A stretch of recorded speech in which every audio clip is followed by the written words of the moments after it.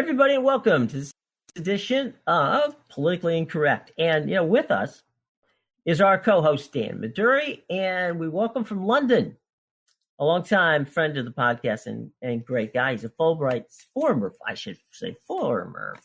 Scholar and journalist Joseph Hammond. First of all, Dan, welcome. I know this was a big week for you. You're going to be heading down to Miami for the debates. And we're going to have some fun with that a little bit later. But any opening thoughts, some things that you want to get off your chest before we get started here with Joseph? Just I'm looking forward to the conversation with Joseph. Read a lot about him, read a lot of his work, and I can't wait to kind of delve into it because I do think that there's a stunning superficial conversation happening about the tensions growing with Iran, and I'm looking forward to having a conversation with Joe about kind of getting into the granular details of what would actually happen if tensions did reach a moment in which we did, in fact, do something that was unfortunate when it comes to sending young men and young women back over to the Middle East. Okay, Joseph, welcome, first of all. As always, good to have you. Thank you. And let me start with an easy one. Oh, it's always nice to have you. All right, let me start with an easy question. Are we going to go to war with Iran? I don't think so. I think that despite, I think it's very unlikely. In fact, I think despite the increasing tensions, that we will not go to war with Iran. There are, parties on both sides that don't want it to happen. Even President Trump has said he doesn't want it, and the Iranians, various levels of the government of Iran, has said that as well. However, I don't think that entirely rules out the chance that there could be some sort of U.S. led military strike against Iran if, Pompeo and the administration find that there's international support and cover for such an operation.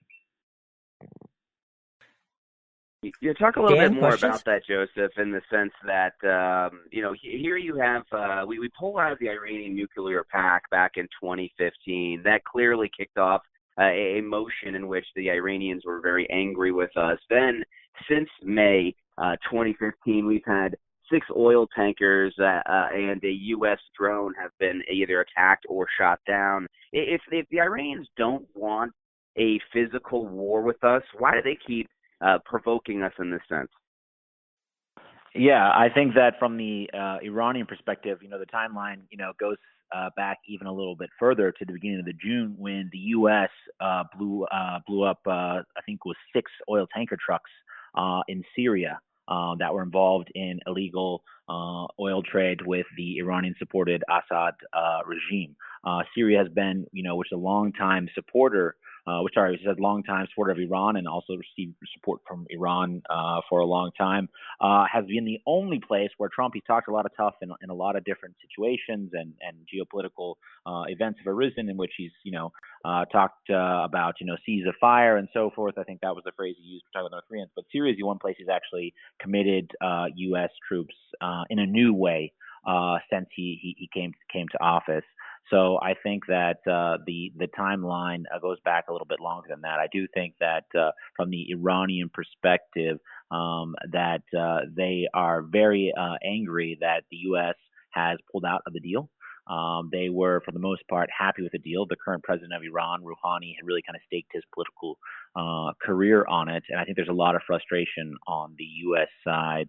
On the Iranian side regarding Trump's, new sanctions that have really increased the pressure on the Iranian economy. And we know that's a fact because we've seen increase in the last year or so. We've seen protests, hundreds of protests across Iran.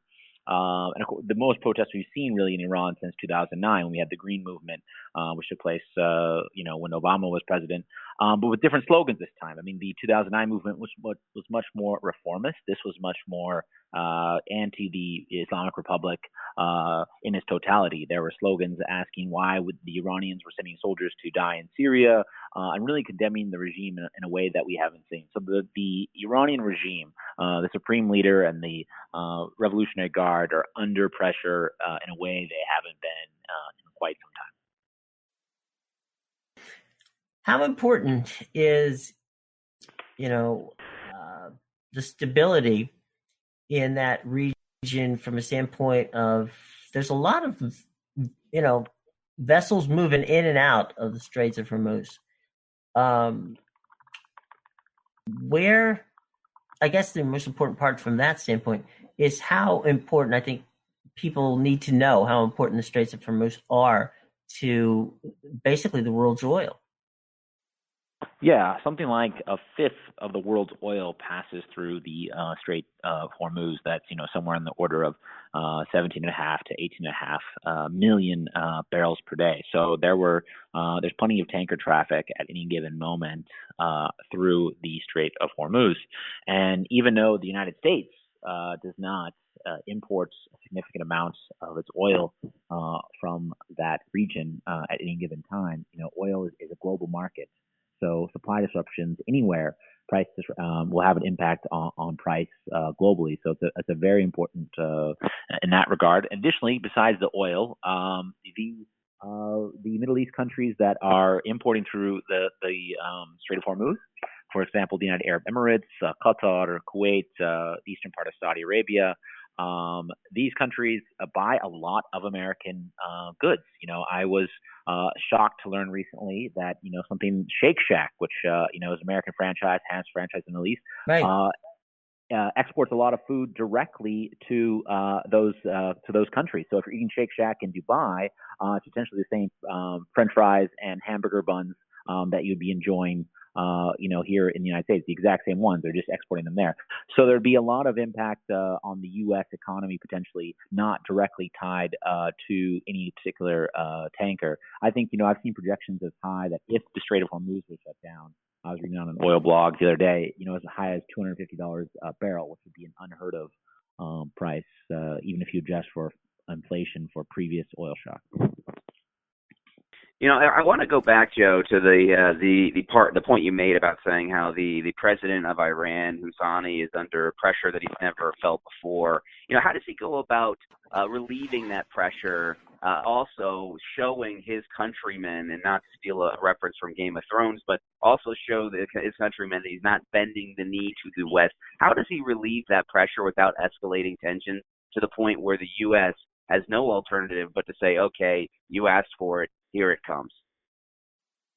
Well, I think that, I think the Iranians have been studying the president's playbook very closely, and you've seen from everywhere, I've made this point before, I think on this podcast, from North Korea to Turkey to the EU, the President Trump has had a modus operandi of increasing tensions and then using that increased tensions to have very frank discussions to try to reach diplomatic breakthroughs. Now, that strategy hasn't always worked, but I think that part of the Iranian calculation is that, some of these things that have been done, such as the attacks on the tanker, the drone, may increase tensions to the point where Trump will allow for some direct talks, because he's already talked about previously, before this latest round of crisis, that there would be direct talks. I also think the Iranians are hearing from the Europeans, who are still part of the JCPOA agreement with Iran, to play for time, and they're that the Iranians are trying to play for a long game here, and think that in 2020 there will be a new administration, and that the Democrats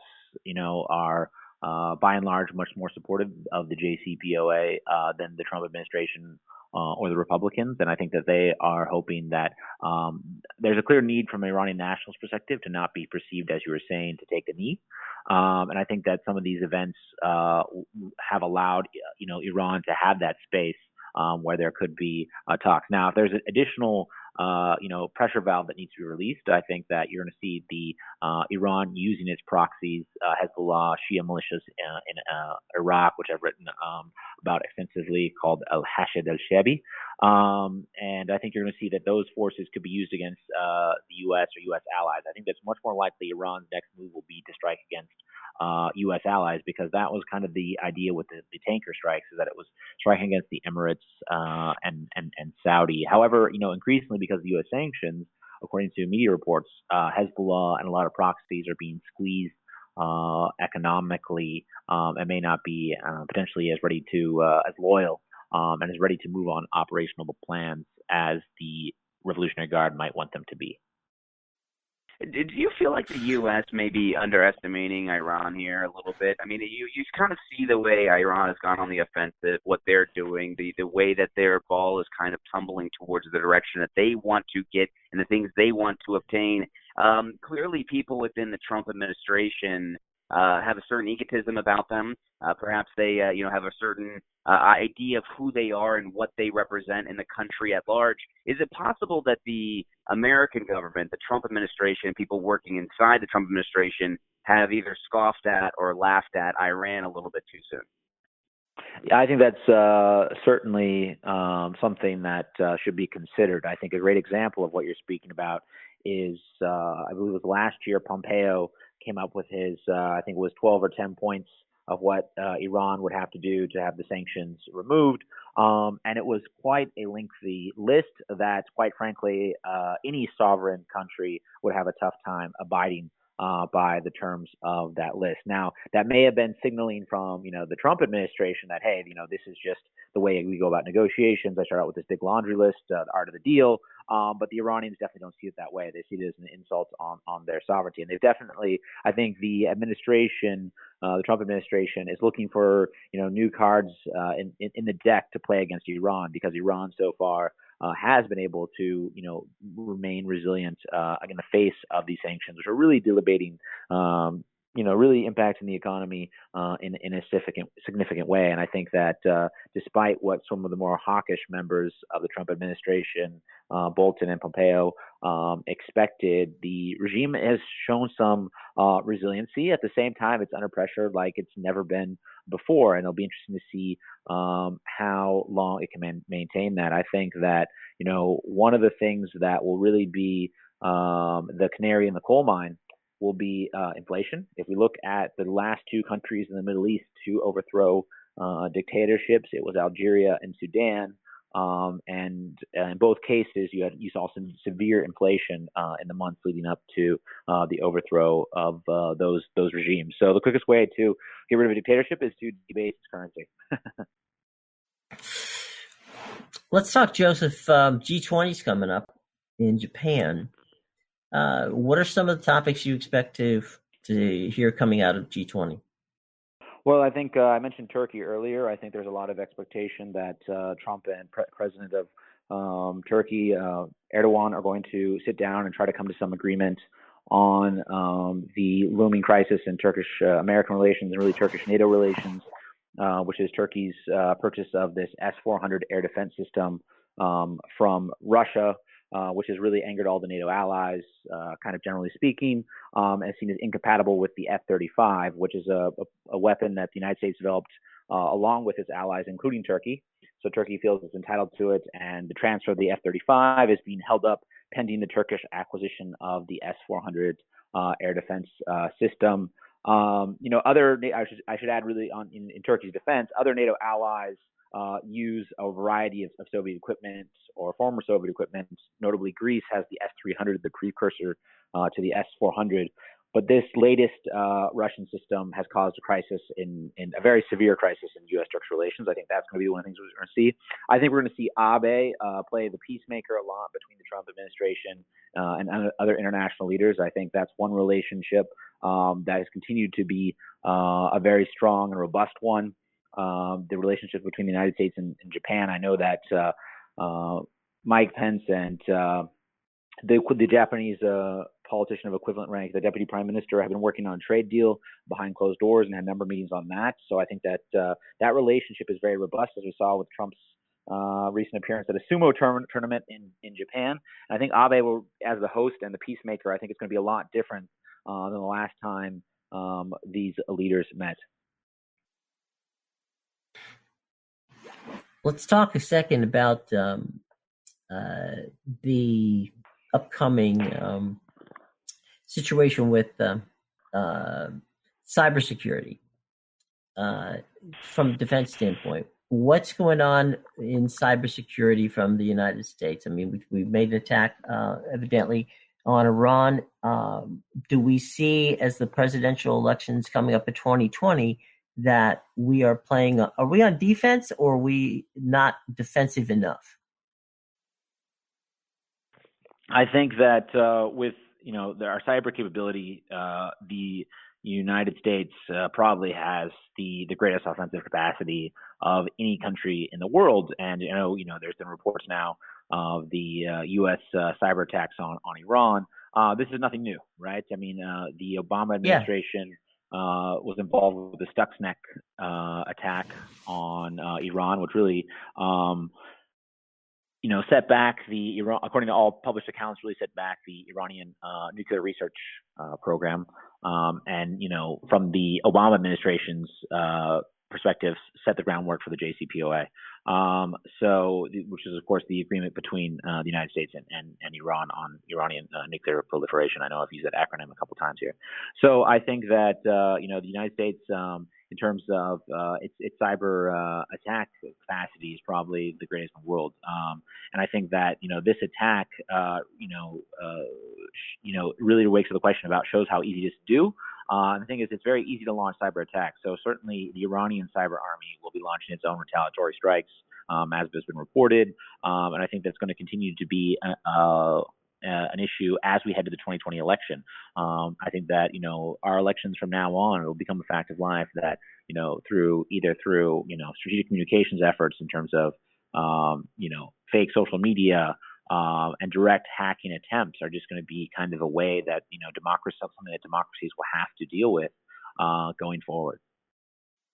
Yeah, it's one of those things that you would think that they would have thought of prior to the 2016 elections. And you really see that the latest, disruptions and tragedies and attacks that have taken place on our country is, as American leaders have put it in the past, kind of a lack of imagination on their part from being able to anticipate what was actually happening and putting the pieces together, because they had all the pieces. They just couldn't see what they were planning. What is it about the U.S. government that they seem to continuously have, like, that lack of imagination? Yeah, I think that I think it was Hayden who used to speak of the former head of CIA used to speak of the need, for someone to wake up, the U.S. government in general to the severity of this crisis, and hopefully it doesn't take something like a cyber, Pearl Harbor, where we all wake up one day and our credit cards aren't working. But it really is a very low priority. I think that's a lack of imagination. I think it's also a lack of the fact that these are highly, highly technical issues that,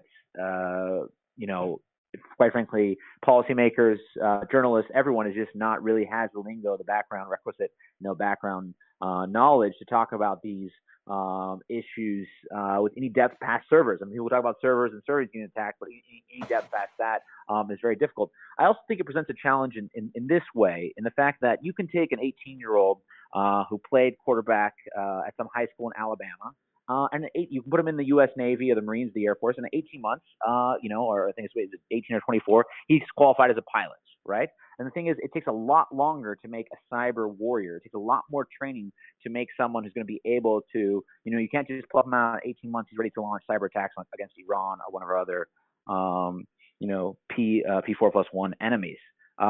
So this is something that it takes a whole educational approach, it takes a new policy approach, and really a change in imagination, I think, to make this issue get the attention it deserves. I know that they began teaching it at the War College in Rhode Island, and they've done some very interesting things there. And actually, one of the things, Joseph, that and Dan, that they're looking into are basically these kids that are, super gamers, and they're looking at aptitudes from gamers. So it possibly our cyber warriors might come literally out of the gaming world. The Call of Duty world, yeah. Yeah. Yes, that recalls, didn't Ronald Reagan, President Reagan, make a quip one time about something about video games paving the way for the next generation or something like that? I vaguely remember this quote. Maybe one of you remember better than me, Yeah, no, that was absolutely. Go ahead, Dan. Joe, I do wonder about when it comes to cyber, it comes to new technology. Clearly, America just on a different level than other areas of the world, just based on Silicon Valley and everything we've been able to produce, or those companies have been able to produce here in this country, or create here in this country, and then produce in other countries. But I wonder to myself when other leaders, like going into the G20, when other leaders come across a Trump tweet storm, do they get that as just, do they write it off as modern presidential political tactics, or do they view it as something else? I think by and large they write it off as modern presidential tactics. I think that Turkey is a country I lived in and spent a lot of time in, and I've met a lot of the Turkish officials. I think there's a great example there about understanding to take Trump seriously, but not to take him literally. And a lot of things that Trump has said prior would normally lead to very bad relations with Turkey, which is a Muslim majority country. But by all accounts, Erdogan and Trump, despite these increased tensions, have a really strong personal relationship. The Trump administration stopped publishing, as far as I know, who the president was calling the most in terms of foreign leaders. But despite the official rhetoric, I believe it was Trudeau, Abe, and Erdogan were the top three individuals with which foreign leaders with which President Trump had spoke to on the phone. So that really speaks to this working relationship. There's a quick anecdote. I was at the NATO summit last year, and Trump famously got up and called this emergency council session, which was unprecedented, and just harangued all the leaders there about not presenting 2% of GDP to NATO. And apparently during that, at one point, he fist bumped Erdogan, saying, except for Erdogan over there, he gets it, and fist bumped Erdogan. So I think that shows that a lot of international leaders do kind of see that a lot of this Trump rhetoric on Twitter is boilerplate that Trump uses to throw down, to start the negotiations and to move forward from that. And some of it is just for public consumption. Mm-hmm. What else are foreign leaders saying about Trump's psychological profile? You mentioned two now. One, you said that take him seriously, but not literally. Also, you said that that they look at Trump as a person who escalates tensions and then sends in diplomacy in order to reach a diplomatic conclusion. So, what else is kind of the international community's makeup of Trump's psychological profile? Yeah, I was talking to a Ukrainian official not that far back, and they said that they believe that Trump really likes to have tension amongst his advisors and doesn't like to have just a lot of yes men around him, which is kind of different than I think a lot of the media reports we get. However, it does play into the fact that we do hear a lot about, like I said, Bolton and Pompeo being very hawkish, other people in the administration much less so, or someone who's not in the administration, but President Trump apparently speaks to a lot about foreign policy, is Senator Rand Paul. And you can't think of more different views on U.S. foreign policy than Rand Paul and John Bolton. So I think that a lot of foreign leaders, so I think a lot of foreign leaders, they look at those dog whistles about the president. And I think a lot of foreign leaders, quite frankly, just like the Iranians, are expecting that they don't have to read that much into the tea leaves of the Trump administration, because there's a lot of expectation, talking to officials that have been in Brussels on the EU side, that the administration will not survive past 2020. If it does, and Trump does win re-election, then I think you'll see a lot of initiatives move forward that were stalled. I think, Trump, one of the things that has been Trump's has had to do time and time again is look past criticisms that have been made about him by foreign leaders. Erdogan was one example I've already talked about. Another is who's likely to be the next prime minister of the United Kingdom, where I am, Boris Johnson. Boris Johnson in 2015, was referring to Trump. I believe he called him arrogant and basically unfit to be president of the United States. And since then, Trump has looked past that and really kind of idolizes Boris Johnson. He tried to meet with Boris Johnson during his recent trip to the UK. Boris Johnson was focused on winning the Tory election to be the next prime minister, and did not meet with President Trump, but they did have apparently a brief phone call. So I think that there are some leaders who have been really able to build strong relationships with Trump. Abe in Japan is definitely one, where I think it's interesting. In Japan, Trump is not from people I talk to there, is not a very political issue in terms of a dividing issue, and his people just kind of enjoy the theater of it, and maybe that's give Abe that wiggle room to build that close relationship with President Trump that other leaders, I think of Merkel, have not been able to do. Others have, Macron in France. So it really depends on the country. But overall, the United States is still the United States. So I think that despite whatever leaders might feel personally about Trump, they feel the need to build some sort of working relationship with President Trump. Real quick, Joe, on NATO, and we've had some. You've been brilliant in your explanations in the past on NATO. Is NATO safe if there's a second term of Trump? Yeah, I think that we the last time we talked about Mattis basically resigned. I mean, he's the one person in the Trump administration who kind of left off who really kind of left off on his own accord at some musical chairs there. And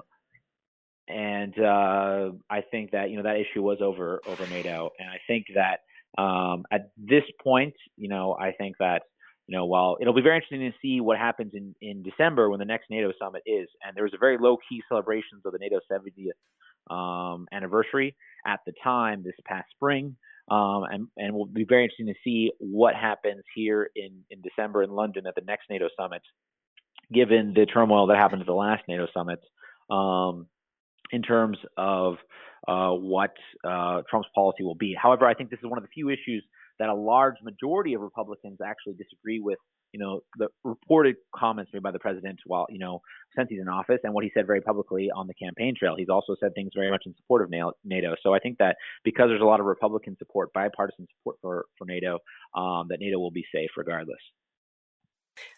If you could, Joe, one of the things that we talked about before, and I think it bears repeating, and that is talk about why that 2% mark, which the president seems fixated on, is not necessarily a good measure because of some of the countries and what they give in other ways. Like you were talking about, gave a great explanation on Portugal, Italy, and some of the others, and Italy and others. Yeah, go ahead. Yeah, so I mean, the 2% benchmark was decided, after the Putin's invasion of Ukraine, and decided to show a commitment that NATO was actually really seriously concerned about the Russian threat, which the NATO allies have significantly downgraded their military capabilities since 1991. A great example of that is Germany.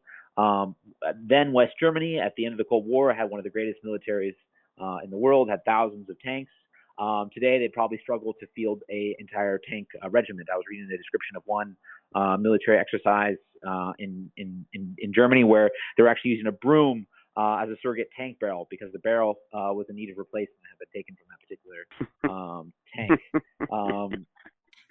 Which just, I think, speaks to the state of where a lot of the NATO military's allies are. And Trump's criticism aside, this has been a repeated criticism of U.S. presidents since the end of the Cold War that they need to do more. However, the 2% is quite an arbitrary designation. I think of countries like Italy. I think was a great example. I think Italy pays 1.6, 1.4, so well below the 2%. However, Italy is one of those countries, and this is true for a lot of the southern Mediterranean countries like Portugal, which is a very poor country, comparative to some of the other economies such as Germany. However, these are countries that, even though they're not meeting the 2%, they're always willing to go on missions.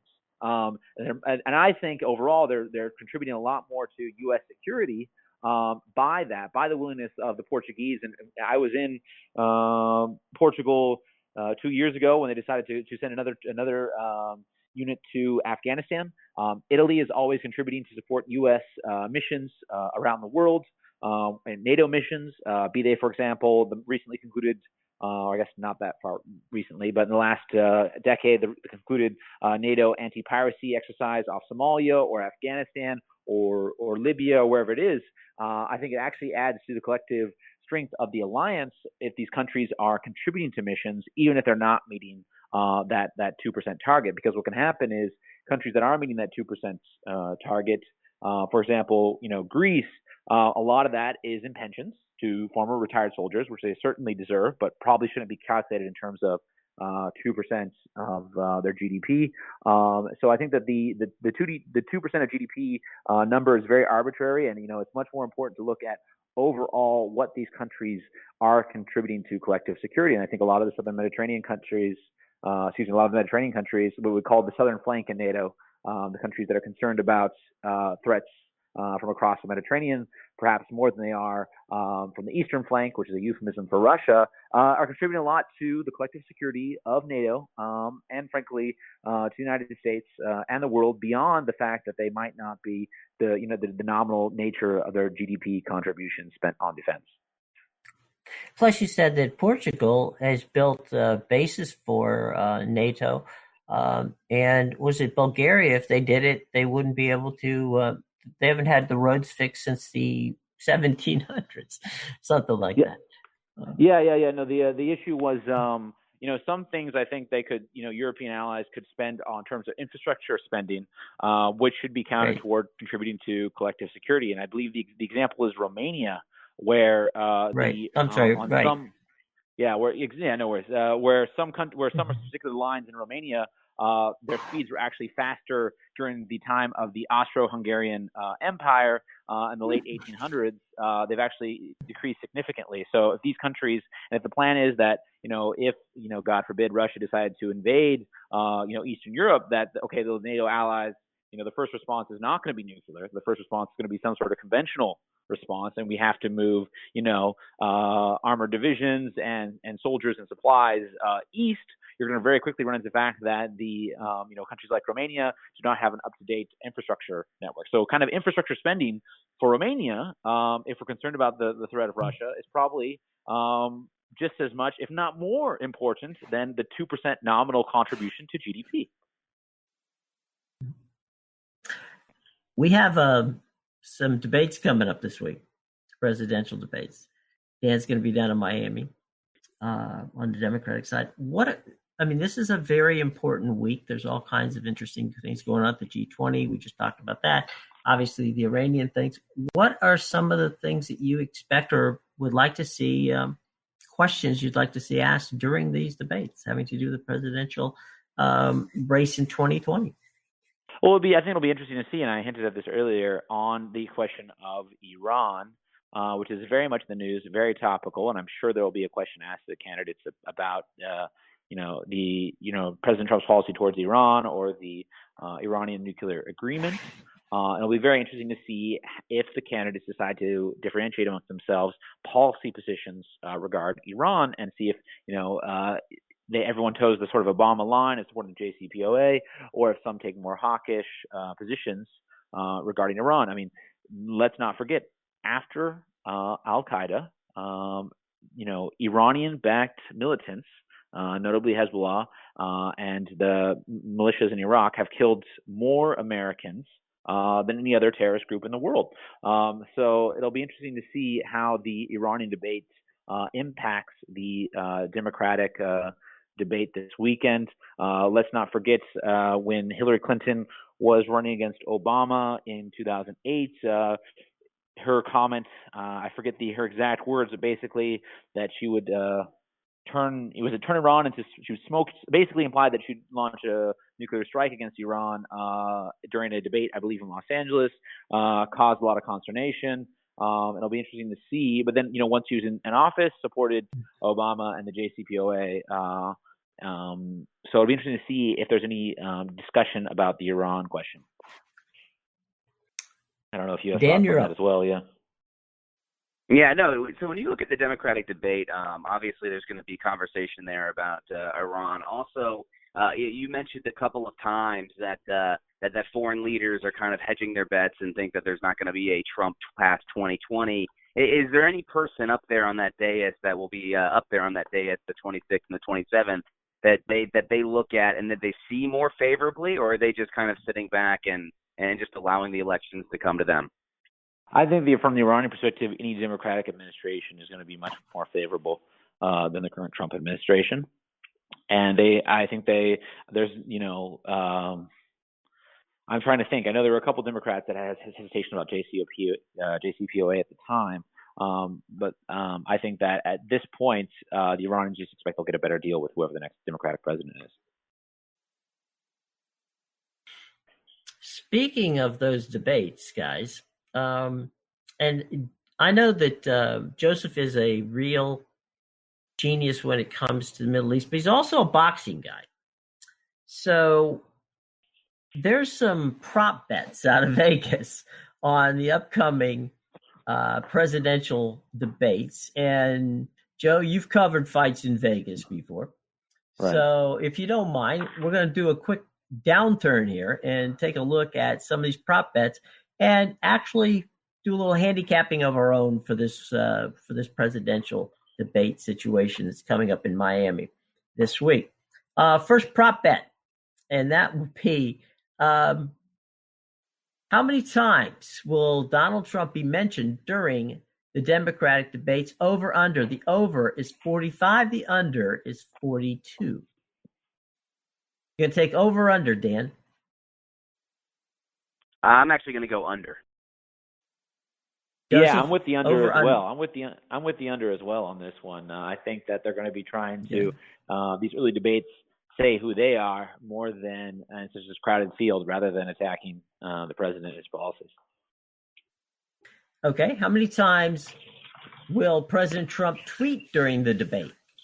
Over is 2, under is 2. Actually, it's 2.5. I'm sorry, is the over. 2.4 is the under, which would be an average of about 11 to 12 times per debate. Yeah, I'm going to go under again. I think, as we mentioned earlier, he's going to be at the G20, and I think that the president has shown that what's in front of his face at that given moment is the most important. I also think he kind of looks at the field and sees that there's officially 25 candidates, even though there'll only be 20 down in Miami, and he probably is thinking it's not worth his time to weigh in on it just yet. Yeah, that's what I would say as well. I think in particular due to the time zone difference, it'll be very difficult for him to beat that over. So the punter should try their luck elsewhere. There you go. How about this? Over under on people mispronouncing South Bend Mayor Pete Buttigieg's last name. The over is 10 times. The under is less than 10.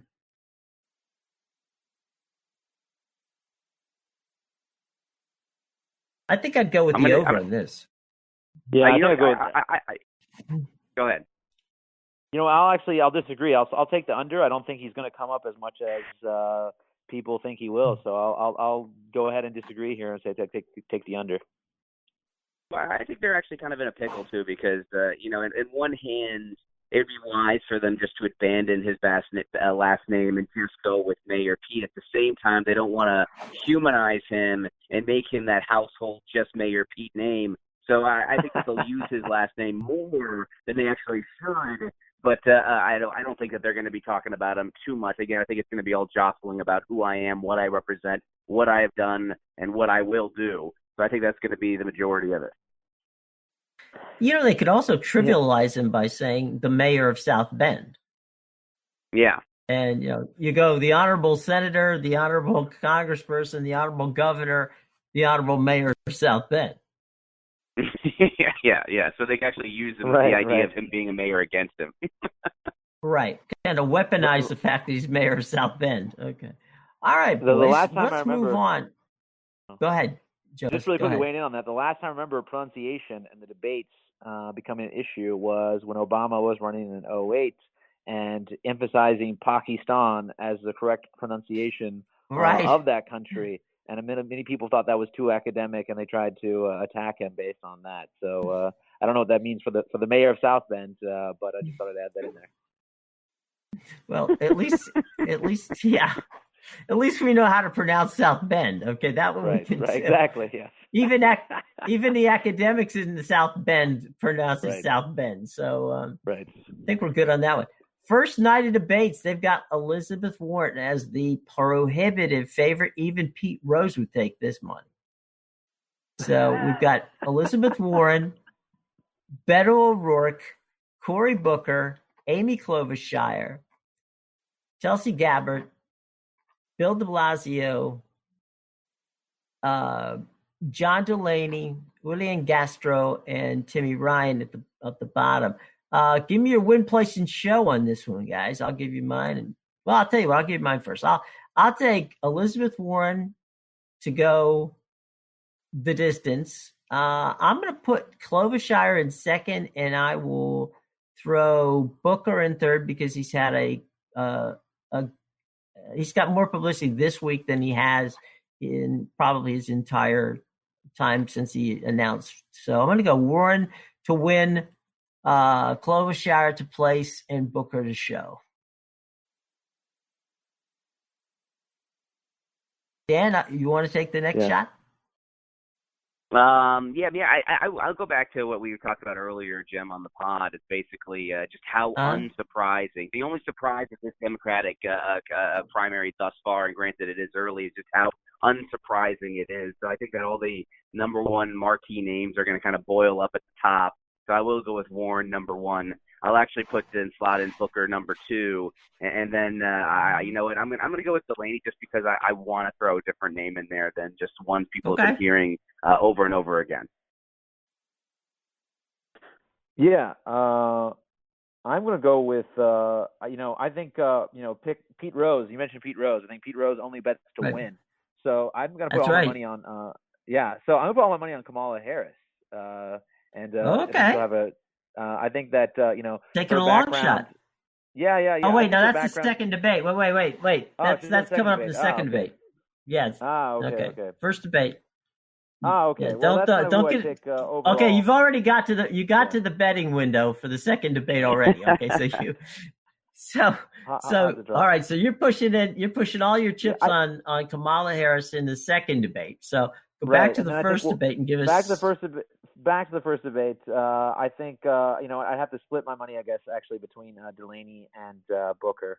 I think both of them have come up through political cultures that they're really going to shine in this kind of debate forum. Okay. Cool. All right. So now we're in the second debate. Joe's already picked. He's pushed all the chips on Kamala. It's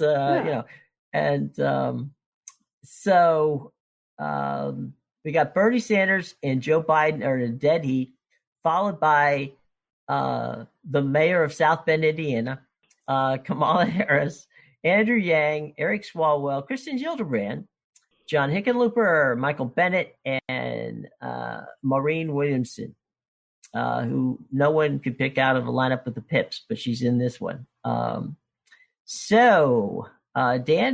what do you think?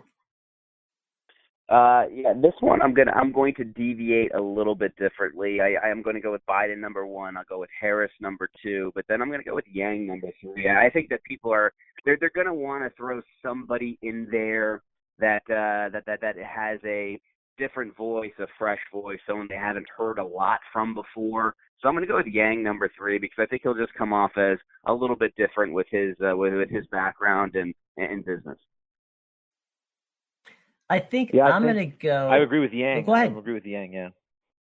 I think Yang's going to offer some new ideas. Yeah, he offers some new ideas. I think it's interesting.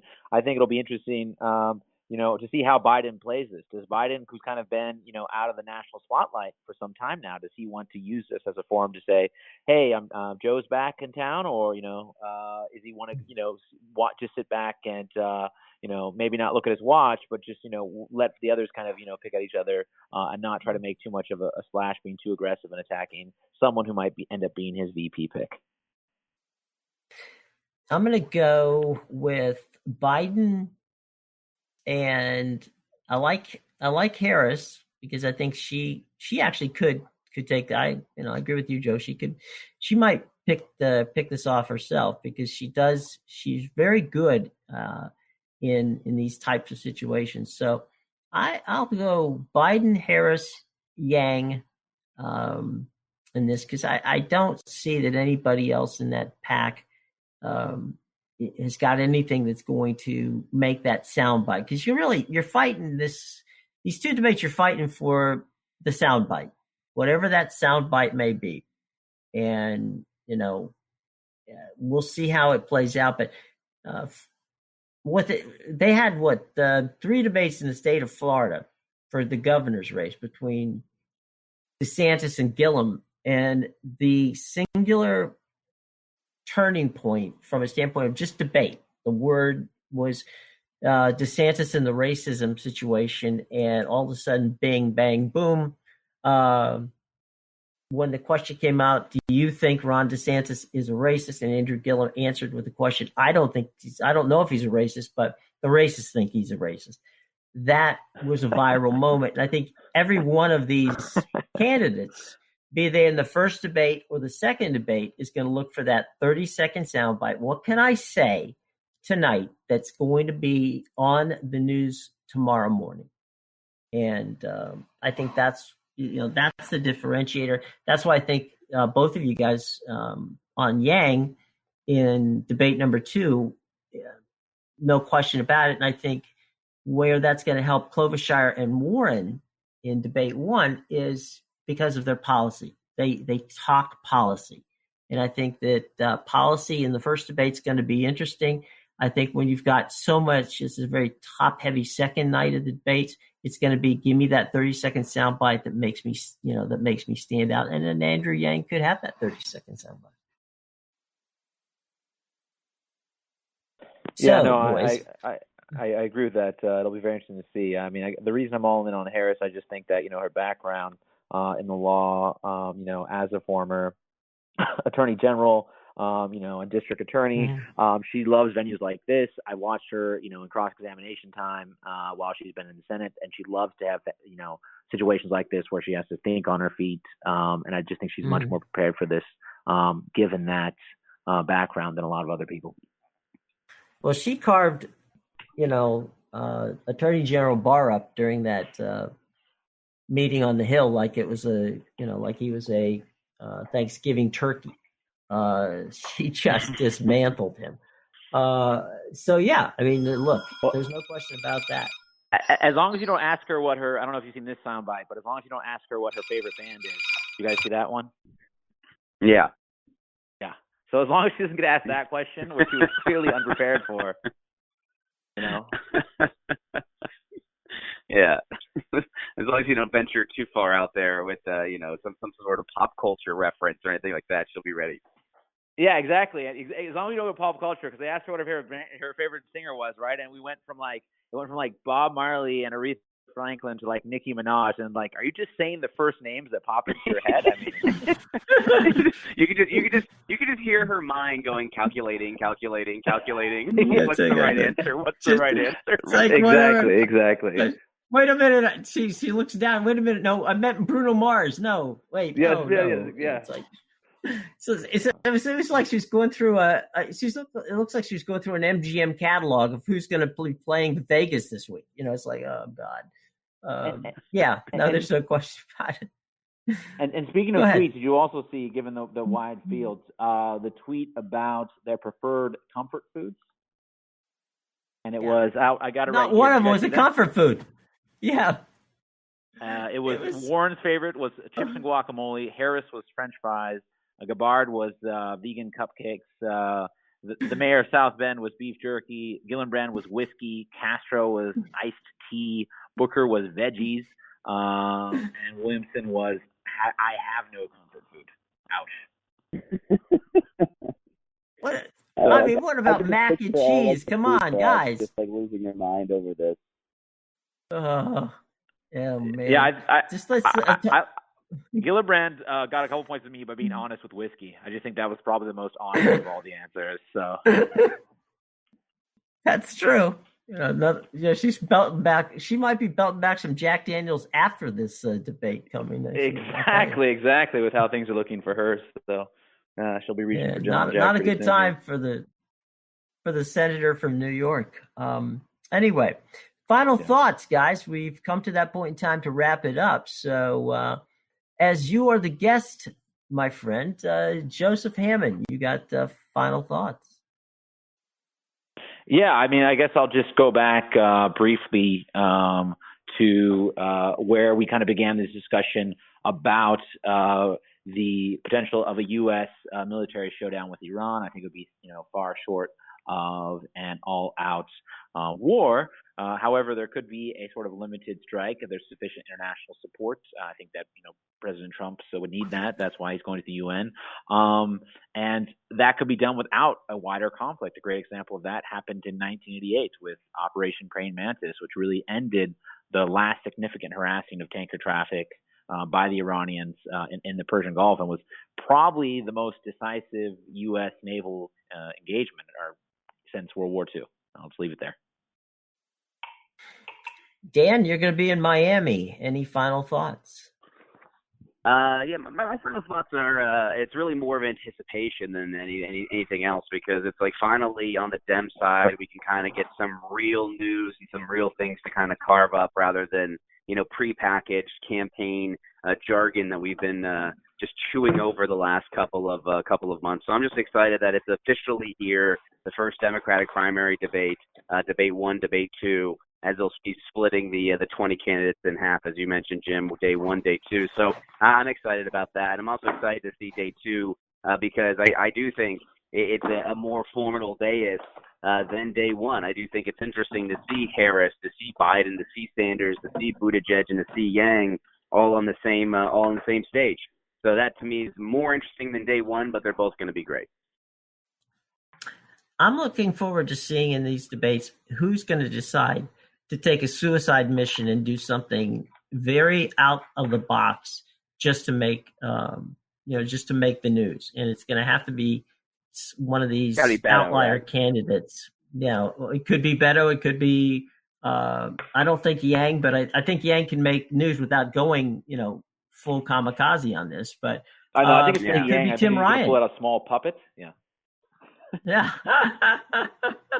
Well, he was. What if Wayne Mason? He's very funny. Who's from Florida? What if he just crashes the debate and is like, "I refuse to leave the stage. I have every right to be here as anybody else." What if something like that? Yeah, make the Miami-Dade Police Department take him off the stage. Right. Yeah, that would. Yeah. And I mentioned him because he is from Florida and he is from South Florida, so he'll be in the neighborhood anyways. Right. So that would be great. He'll be trolling. He'll be out there trolling. Right. He just sits down. I refuse to leave.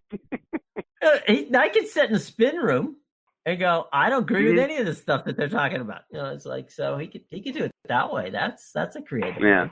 So that how many Facebook Live accounts will be up doing this from the candidates themselves?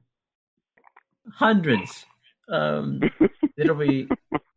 They may, Twitter may just melt. It's possible. It'll go totally. Cell phones will blow up all over the East Coast. It's going to be an interesting time.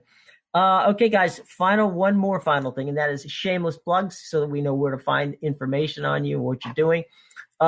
Social media and shameless plugs. Joseph, go for it. Yeah, you can find me on Twitter at the Joseph H, and I travel a lot. It's going to be taking a reporting trip to the Middle East quite soon, so please follow me there at the Joseph H. Okay, Daniel. Just Dan Maduri, straight across the board on all social media handles. Cool. You can find me at JW Media DC. That's JW Media DC on Twitter. Jim Williams 200 on Instagram, and you can find me on Apple News as well as newstalkflorida.com. So thanks, everybody, for listening to the show. Thanks, of course, to our guest, Joseph Hammond. Thanks for co-host Dan Maduri, and we will see you next week with what might be a very hopefully interesting look at what happened after the debates and if we got into war with Iran over the past week or so. Those two things will be our top one may be a lead over the other if we did get into war, but we'll hope that didn't happen, just like Joseph believes that we won't. So let's hope he's right.